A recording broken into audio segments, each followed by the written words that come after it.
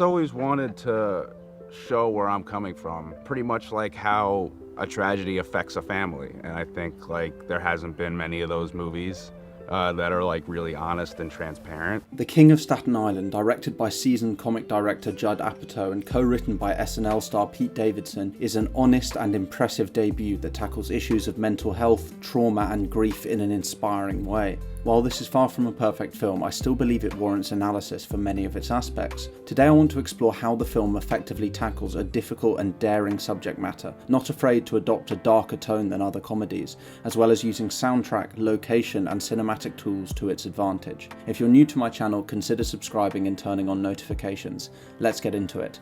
Welcome to the Film Essay. The opening sequence of any film, especially a comedy, is really important for setting the tone of the rest of the movie. Most comedies open with a joke, getting the audience laughing right off the bat, while slowly introducing us to the protagonist. However, The King of Staten Island starts with a scene designed to reveal the depth of Scott's agony. He is driving high speed with his eyes closed and his seatbelt off, a clear suicide attempt. At the last minute he saves himself, causing a minor accident, and in terror and guilt apologises aloud as he fastens his seatbelt. This establishes the trauma of our lead character, as well as tonally shifting the audience's expectations, as whilst this is indeed a comedy, it is a comedy dealing with grief, mental health and deep-set trauma. The opening scene of The King of Staten Island is indicative of the rest of the film, showcasing the slow and difficult road to self-discipline, purpose and emotional maturity.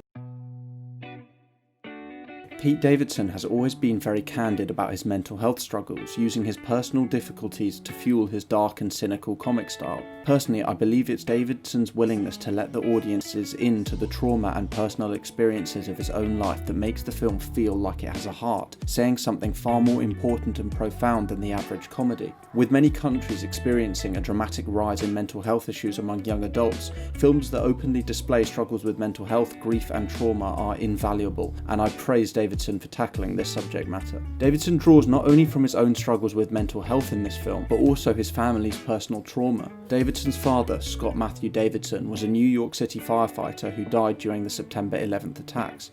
His tribute to his late father in this film shines forth, from the touching credits photo to the many praises, conversations and commemorations throughout the film. Davidson's willingness of making this film true to life is evident in every aspect of The King of Staten Island.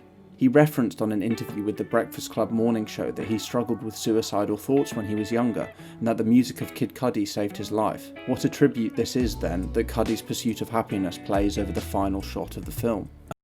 Another aspect of this comedy that really elevates it is its sense of location, firmly and credibly based in Staten Island, which feels alive with characters, houses, basements and abandoned buildings. Staten Island is the southernmost of New York City's 5 boroughs, and is generally regarded as the least famous. Due to this, Staten Island feels drastically underrepresented despite the multitude of films and television shows made in New York. Director Judd Apatow therefore does a fantastic job of bringing Davidson's home alive and properly representing it.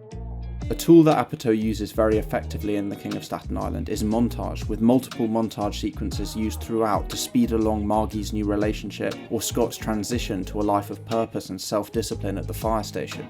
As Arthur Knight writes in A Panoramic History of the Movies, the word montage came to identify specifically the rapid shot cutting employed in films. Its use survives to this day in the specially created montage sequences inserted into Hollywood films. What I loved about the montages were their sense of pace, utilising quick, loud hip-hop beats that matched the film's tone and delivering exposition in a flashy and interesting way. I especially thought the montage of Margie's new relationship was very effective, giving the audience all the salient details whilst not dwelling too long in a film that runs over 2 hours.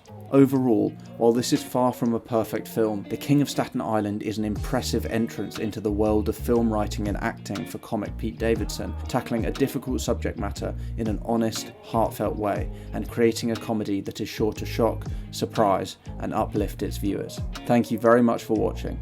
If you like the video, please subscribe to my channel and leave a like, and let me know what you thought of the film in the comments below.